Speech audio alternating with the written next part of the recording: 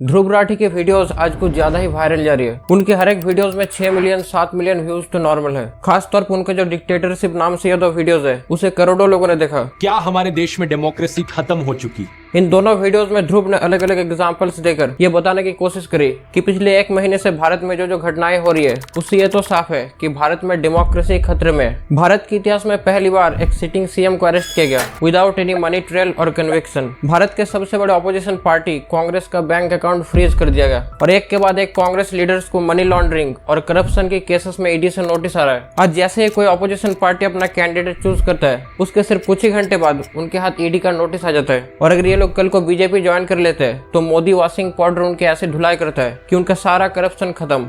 वाह मोदी जी, वाह वाह वाह वाह वाह। कई ऑपोजिशन पार्टीज के साथ साथ ध्रुव का कहना है कि आज ईडी सीबीआई जैसी एजेंसी सरकार के कंट्रोल में आ गई है। यहाँ तक इलेक्शन कमीशन जिसके ऊपर देश में फ्री और फेयर इलेक्शन करने की जिम्मेदारी है उसके तीनों में से 2 कमिश्नर को आज मोदी जी की मर्जी से अपॉइंट किया गया। और अगर ये सब ऐसा ही चलता रहा तो भारत में डेमोक्रेसी की बजाय डिक्टेटरशिप आ जाएगा। तो क्या आपको सच में लगता है कि मोदी एक डिक्टेटर है जो कि देश को तानाशाही की ओर ले जा रहा है, या फिर बीजेपी का यह हरकत बहुत ही नॉर्मल है? क्योंकि इससे पहले जब कांग्रेस पावर में था तब भी ऑपोजिशन पार्टीज को वैसे ही हरास किया जाता था जैसे कि आज बीजेपी कर रहे हैं। अमित शाह को जेल भेज दिया गया था।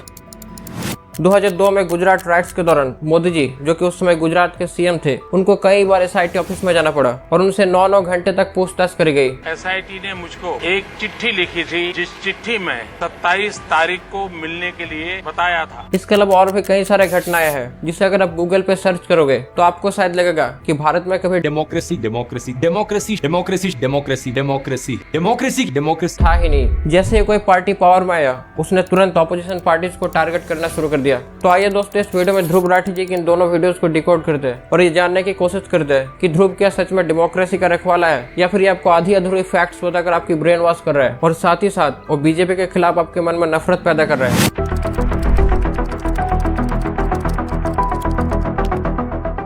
मोदी को डिक्टेटर बोलने से पहले हमें जानना होगा कि डेमोक्रेसी और डिक्टेटरशिप है क्या और इन दोनों में क्या अंतर है। तो देखिए, डेमोक्रेसी एक ऐसा सिस्टम है जहाँ पर आप अपने मर्जी से वोट दे सकते हैं और अपने फेवरेट लीडर को चुन सकते हैं। यहाँ पर जनता के पास पावर रहता है, ना कि सरकार के पास। पब्लिक का जब मन चाहे वो सरकार को ओवरथ्रो कर सकता है और इसके लिए उनके पास प्रोटेस्ट करने का भी राइट्स है। यूएस के फॉर्मर प्रेसिडेंट अब्राहम लिंकन ने डेमोक्रेसी के बारे में बहुत इंटरेस्टिंग लाइन बोला था। उन्होंने बताया था कि democracy is a government of the people, by the people and for the people. इसका मतलब है कि डेमोक्रेसी सरकार का कैसा रूप है जिसमें लीडर्स लोगों के द्वारा चुने जाते हैं। देश के लोग ही देश पर शासन करने के लिए सरकार को चुनते हैं और चुनी हुई सरकार लोगों के भले के लिए काम करते हैं। डेमोक्रेसी मेनली 2 टाइप का होता है। एक है डायरेक्ट डेमोक्रेसी जिसमें देश के लोग अपने लीडर को डायरेक्टली चूज करते हैं और यहाँ पर एमएलए एमपी इन सब की जरूरत नहीं। डायरेक्ट डेमोक्रेसी को प्योरेस्ट फॉर्म ऑफ डेमोक्रेसी भी कहा जाता है, लेकिन एक बड़े देश में इसे इम्प्लीमेंट करना बहुत ही मुश्किल है। तो इसीलिए दुनिया में जो छोटे छोटे देश है जैसे कि रोमानिया, फिलीपींस, स्विट्जरलैंड, पेरू वगैरह, इन सब देशों में डायरेक्ट डेमोक्रेसी है।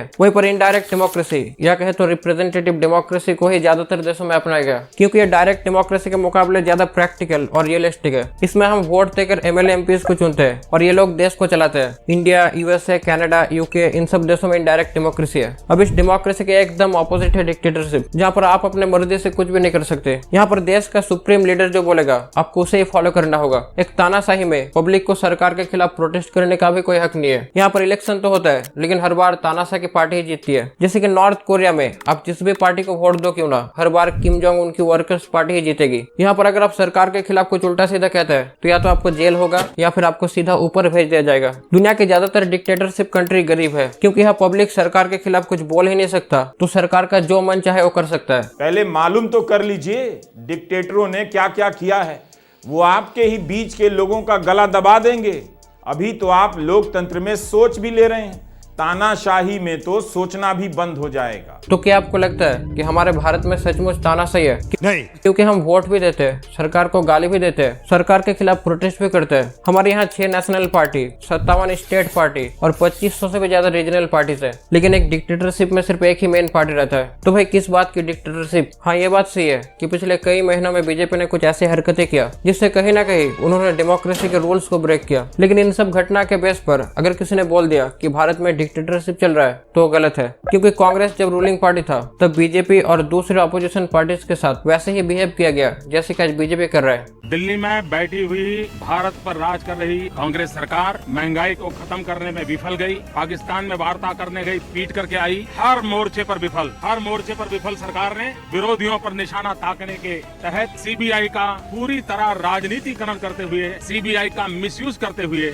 अनेक संकटों को में घेरने का एक षड्यंत्र किया है, साजिश की है। हम 1975 की इमरजेंसी को कैसे भूल सकते हैं। उस समय इंदिरा गांधी ने करीब 2 सालों के लिए देशवासी से ह्यूमन राइट्स छीन लिया, इलेक्शन करना बंद कर दिया, न्यूज मीडिया सब कुछ के ऊपर अपना कंट्रोल ले लिया और जो भी सरकार के खिलाफ बोलता था उसे ही जेल होता था। इस 2 साल के अंदर अंदर करीब 1,11,000 लोगों को अरेस्ट किया गया। तो क्या उस समय भारत में डेमोक्रेसी था? नहीं। मुझे तो लगता है कि ध्रुव राठी जानबूझ के आपको तानाशाही का एक हिस्सा दिखा रहा है और सिर्फ इन दोनों वीडियोस में नहीं, उनके मैक्सिमम पॉलिटिकल वीडियोस में और बीजेपी को ही टारगेट करता है। अब ऐसा तो नहीं है कि सिर्फ बीजेपी ही करप्ट पार्टी है, क्योंकि करप्शन सभी पार्टीज में है, लेकिन ध्रुव को तो सिर्फ बीजेपी का ही करप्शन दिखता है। इसीलिए कई लोग ध्रुव और आम आदमी पार्टी के बीच सीक्रेट कनेक्शन के बारे में सवाल उठाते हैं। भाई के हिसाब से हम जितने भी यूट्यूबर हैं जो नेशनलिज्म की बातें करते हैं, हिंदुइज्म की बातें करते हैं, वो सारे गोदी यूट्यूबर हैं। कहने को तो मैं भी कह सकता हूँ कि तू आम आदमी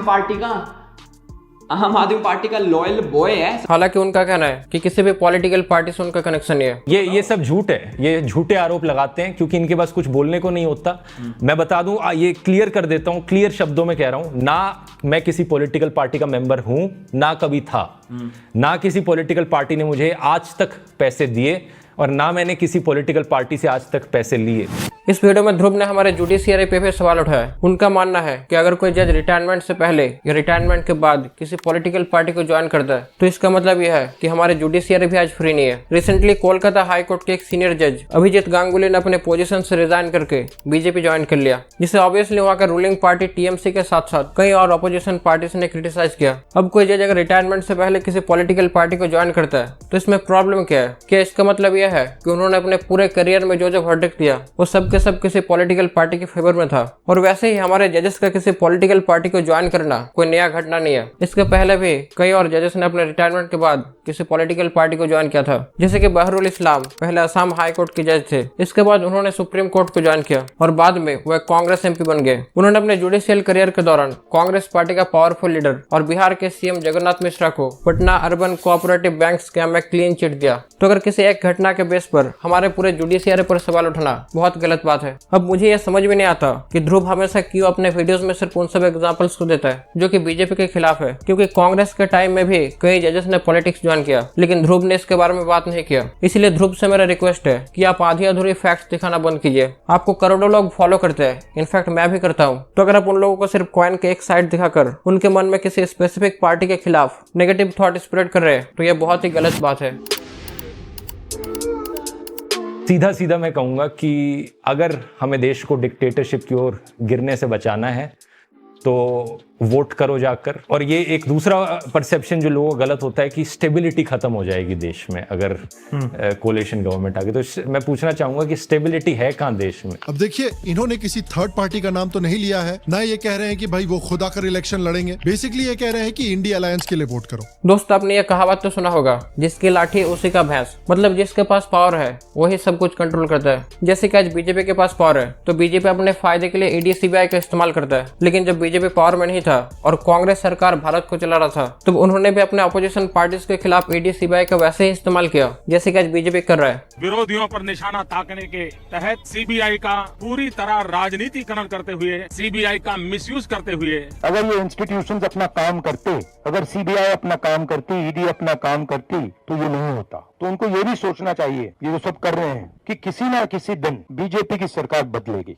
और फिर कार्रवाई होगी। और ये सिर्फ इंडिया में ही नहीं, दुनिया के ऑलमोस्ट सभी डेमोक्रेसी में देखा जाता है। जैसे कि यूएसए में डोनाल्ड ट्रंप की पार्टी वहाँ की अपोजिशन पार्टी है तो उनको भी कई केसेस में फंसाया गया। तो क्या इसका मतलब यह है कि यूएसए में भी तानाशाही चल रहा है? अगर हमारे भारत में सचमुच तानाशाही चल रहा होता तो हर एक स्टेट में एक ही पॉलिटिकल पार्टी राज करता, जैसे कि नॉर्थ कोरिया और रशिया में देखने को मिलता है। लेकिन इस मैप से आप देख सकते हैं कि ये जो ब्लू और रेड कलर के स्टेट्स है वहाँ पर बीजेपी के अलावा किसी दूसरे पार्टी का राज है। तो वीडियो के एंड में मैं आपको बताना चाहूंगा कि आप सिर्फ किसी एक पर्सन से इन्फ्लुएंस होकर किसी एक पार्टी को लेकर अपना माइंडसेट चेंज मत कीजिए। सिर्फ वोट देने से डेमोक्रेसी बच नहीं जाएगा। आप किस पार्टी को वोट दे रहे उसकी हिस्ट्री को पहले चेक कीजिए, क्या उस पार्टी ने जो वादा किया था उसे पूरा किया भी या नहीं, और इसके बाद ही आप वोट दीजिए, क्योंकि आपका वोट मैटर करता है।